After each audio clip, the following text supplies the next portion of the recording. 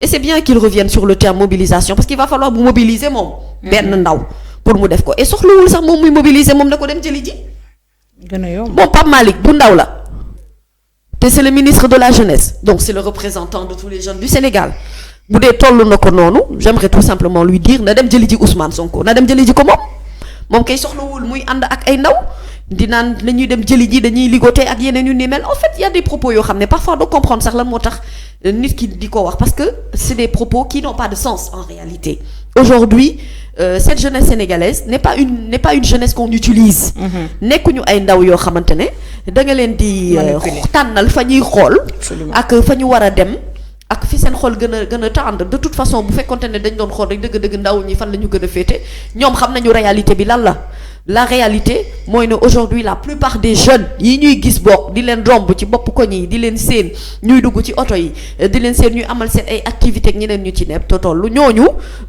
seeni yitte ak seeni bëgg-bëgg xam nañu ko ba noppi donc aujourd'hui en termes de mobilisation j'aimerais bien voir ñoom bu ñu mobiliser waa Pastef mobiliser ñu xool ba xam dëgg-dëgg ci wàllum poids kan moo ci ëpp poids ci wàllum ndaw ñi defe naa la balance ne se pèse pas aujourd'hui xam nga aujourd'hui prêter des paroles comme ça dafay mel ni comme si en fait yow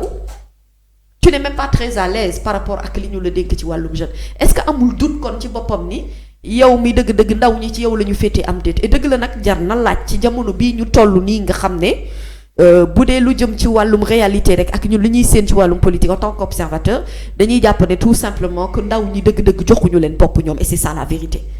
ndaw ñi ci bëri ci ñoom joxuñu leen bopp donc le ligoter le conduire au tribunal ce n'est pas le rôle de Pape Malick le rôle de Pape Malick c'est un rôle de ministre qui est chargé de gérer un département qui s'appelle la jeunesse une jeunesse sénégalaise bi nga xamante ne jamono ji li ñu soxla mooy lu jëm ci seen wàllum dundin ñu gën ko améliorer li ñu soxla mooy la création d'emplois li ñu soxla à la limite mooy aujourd'hui avoir une relation boo xamante ne une relation huileuse entre ñoom ak ñi nga xamante ne moom mooy Pape Malick en tant que ministre de la jeunesse son rôle aujourd'hui c'est de convaincre la jeunesse justement que moom mooy tànneef bi gën ci li tax président jox ko moom mu jox ko dénk ko département bu mel ni ministère de la jeunesse c'est parce que moom un ndaw la et que am na capacité intelligence bi nga xamante ne moom la ndaw ñi soxla ñëpp ci lu jëm ci wàllum wutum liggéey ak leneen lu ci topp booy xool aujourd'hui la jeunesse sénégalaise bokk na ci jeunesse gi nga xam ne ñoo gën a am benn taxawaayum fippu un peu parce que dañu jàpp ne dafa am lu bari ci réew mi loo xam ne ñoom dañ cee am wàll te gisuñu seen bopp bu baax a baax donc loolu mooy tax boo dee xool aujourd'hui ce qui s'est passé à Keur Massar la majeure partie des personnes qui étaient là-bas c'était des jeunes yoo xamante ne ñoom ñoo déplacé wul seen bopp am na ci ay mag nag dëgg la am na ci ay également ñoo xamante ne dañoo digg doomu mais dëgg-dëgg ndaw ñi ñoo féetee ci ginnaaw Ousmane Sonko boo déggee ñi di ragal tey Ousmane Sonko poids bi nga xam ne am na ko c'est parce que justement il a la jeunesse derrière lui donc si cette jeunesse là yow joxu la bopp yow comment tu peux mobiliser 5000 jeunes et moi j'attends de voir ça que fu muy dajale 5000 jeunes yoo xamante ne dafay jóg di ko wuri ji et loolu n'est pas pertinent la pertinence mooy de yow tu es le ministre de la jeunesse toute cette jeunesse sénégalaise là yow ci sa loxo la féete donc bu fekkente ne da ngay dem jëli ji rek demal nga jëli ji yow rek yaay représenter 5000 jeunes en tant que ministre il représente toute la jeunesse sénégalaise et toute cette jeunesse sénégalaise dépasse le nombre entièrement de 5000 jeunes donc yow mi ci sa jëmmi bopp demal nga jëli ko Ousmane Sonko moom ba nga toog fa mu toog day wuyu jeeg du wuyu ji loolu du rôle ministre du ministre bi moo koy tànn du moom mooy wax également moom moo koy defee et donc loolu moo tax may laaj effectivement est-ce que c'est le Pape Malick ministre qui parle ou c'est le Pape Malick politique de l'APR qui parle su fekkee c'est le Pape Malick politique qui parle foofu itam amul pertinence bu mag a mag parce que comme je dis nañu bàyyi dëgg-dëgg justice def liggéeyam xam nga yenn yi boo koy wax dafay mel ni comme yow na nga naan sax justice bi finalement man wóolootuma ko sax ñu jëm ci wàll boobu dama koy tegee benn côté nous les politiques finalement on va régler ce problème politiquement parlant et ce problème politiquement parlant bu fekkente ne on va sur ce terrain là mooy ne li ñuy bañ Sénégal yegg fa daañu fa jëmi justement ndax di nga am ay ndaw amaana yu féeteeg yow mais di nga am ndaw yu ko gën a takku yu jàkkaarloog yow donc aujourd'hui là pour man son discours devrait être un discours de comment faire pour ramener cette jeunesse ci li nga xamante ne moom mooy gis-gisam ndax charge bi ci gën a diis bokk na ci gën a diis ci ministères yi moom la ñu ko doy dénk muy lu jëm ci wàllum ndaw ñi et donc l'heure n'est pas à la politique l'heure justement est à ce que ñu mën a liggéey mën a concentrer waat ci li nga xamante ne moom mooy l'essentiel et j'aimerais savoir moom bi ñu ko dénkee ministère ba léegi yan ak jéego ak yan jéego la ci jot a def lan loo xamante ne dëgg-dëgg ndaw ñi mën nañu jàpp ne état bi par la voix de Pape Malick am na lu bëri ci ay wàllum dossier yi ci war a liggéey bu communiquer woon allant dans ce sens-là pour man il gagnerait plus à être dans ce débat dañu koy ligoter mooy lan dañu koy conduire au tribunal comme si yow ki ngay téye di ko jagatee daal da nga koy yëkkati rek diri ay tànkam rek noonu mu dem comme yow mënoo koo def yow kese faaw nga wut renfort nga ne renfort boobu da ngay wuti yeneen 5000 jeunes yoo xamante ne ñoom lay topp moi j'attends de voir cette mobilisation de 5000 jeunes de toutes les façons Ousmane Sonko miin na tribunal dina fa delluwaat yàggul dara fii ak ay fan inchallah et on verra bu fekkee demul est-ce que Pape Malick va aller le chercher wala dafay dajale 5000 jeunes yooyu ak 5000 jeunes yooyu fan lañ leen di jëlee pour yóbbu leen on attend de voir très bien dit Mamy est-ce que finalement ñoom ñoo war a tenir discours bi parce que tout le temps li ñuy reprocher Ousmane Sonko mooy dafay tenir un discours va-t-en-guerre est-ce que du finalement ci côté pouvoir ñoom ñooy tenir ce discours-là et pourquoi est-ce que finalement affaire yi tourné wul Mamy bu ñuy xool ba ci biir bu ñu gisee rassemblement bi nga xamante ne ñoom amal nañ ko fan yi ñu génn ci Pikine gis ya nga xamante ne Pastef amaloon na ko fan yële ñu génn ci Kër Massar finalement est-ce que rôle yi kiiwul changé wul bu fekkee opposition mooy def rassemblement mu am réussite pour que en retour pouvoir daal di mën a tontu def beneen rassemblement est-ce que du indi réeroo amul ci seen diggante. non mais c'est-à-dire que xam nga aujourd'hui gis nga nguur buy daanu Nabou nguur buy daanu c'est-à-dire ay dañuy commettre ay séries de fautes et d'erreurs yoo xamante ne autant dans l'action que dans la communication yoo xam ne dafay tegloo man loolu laa gëm mais man dama gëm ne ñii en fait ñoom ils sont conscients que d'ailleurs li leen desee bëriwul pour man nag li leen desee justement comme bëriwul nag moo tax dañu war a rafetal et que dañu war a concentrer wu ci l'essentiel ci li leen jot a dese as tuut parce que nag xam nga politique dëgg la diir la mais temps la du continuer man personnellement dama ragal loo xamante ne dama koy jëfee tey et que bu ëllëgee sama ay action yooyu yëpp dafay dellu si waat Pape Malick est un jeune c'est quelqu'un qui a une carrière politique que mu nekk ci APR wala mu nekk feneen donc vraiment dëgg-dëgg xam-xamam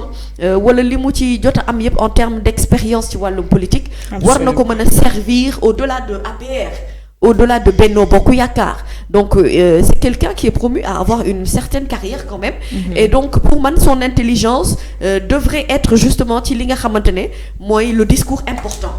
et le discours touchant mooy aujourd'hui le fait de comprendre que ni la vraie bataille c'est de récupérer la jeunesse sénégalaise et on ne peut pas récupérer une jeunesse sénégalaise en tenant ce discours-là. Ce discours-là n'est pas digne d'un jeune. Absolument. On va le ligoter, on va aller le chercher. Ce n'est pas digne d'un jeune. Et je ne parle même pas du statut d'un ministre.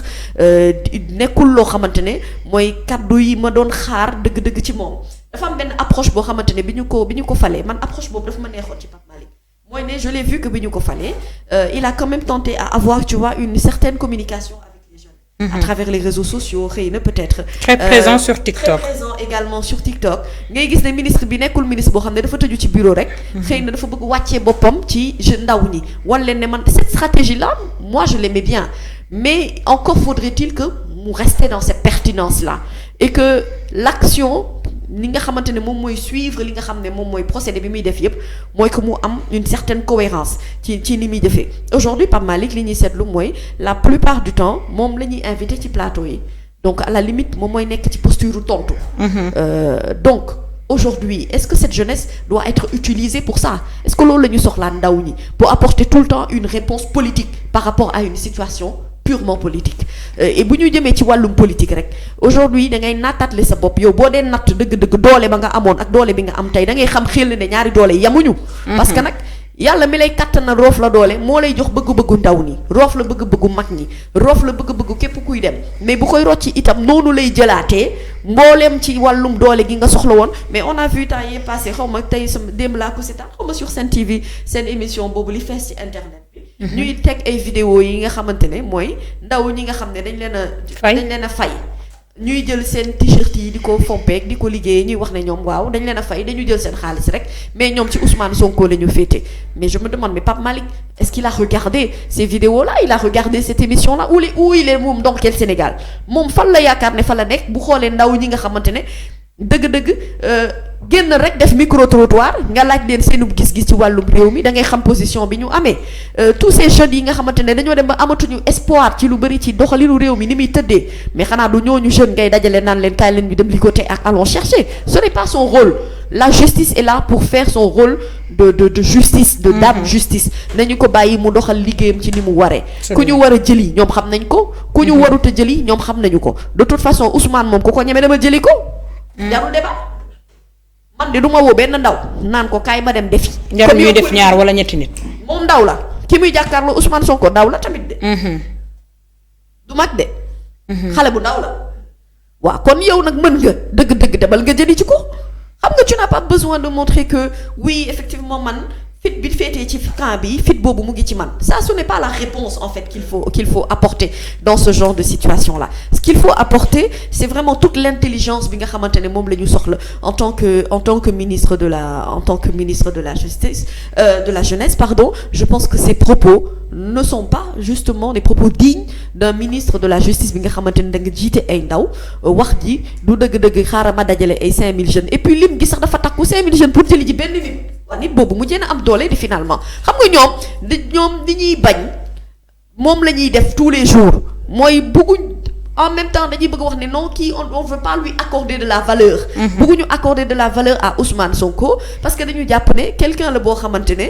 ci wàllum politique yee fitna rek moo ko tax a jóg wala nit la koo xamante ne ay kàddoom daal jarul téye waaw nit kooku yow boo ko wanee ne man am naa kattan doole goo xam ne man mënuma laa jëli man kese de déedéet finalement sama justice bi sax jaratul moom mu di ko def man dinaa pare man Pape Malick dajale man 5000 jeunes waaw mais 5000 jeunes pour jëli ji benn nit Ousmane Sonko am na doole di. Ousmane Sonko am na doole kon le sieur là finalement il est fort et vous acceptez que il est fort parce que nangu ne il est fort mooy nga xam ne yow rek kon mënoo koo jëli ji kon il faut nga dajale ay nit te il faut nga mobiliser à quel moment ngay mobiliser à quel moment ngay dajale 5000 jeunes yooyu fu ñuy jóge xanaa Mali wala Burkina gaw ma ne Sénégal gii moom mën nañ fa dajale 5000 jeunes yoo xamante ne dara taxu leen a jóg lu dul dem di jëli ci Ousmane Sonko ce gars fait peur finalement et il fait tellement peur que l'autre camp au lieu d'apporter la réponse cohérente non ce n'est pas une réponse cohérente c'est une réponse boo xamante ne à la limite day gën a dégrader li nga xam ne moom mooy image du parti politique boobu et on n'attend pas de ça d'un parti fort comme l'APR un parti qui est au pouvoir bi nga xamante ne dëgg-dëgg fii ba keroog 2024 bokk ñu fiy jógee ñoom ñoo nekk gum au pouvoir donc la réponse politique ce n'est pas cette réponse-là qu'on attendait de Pape Malick.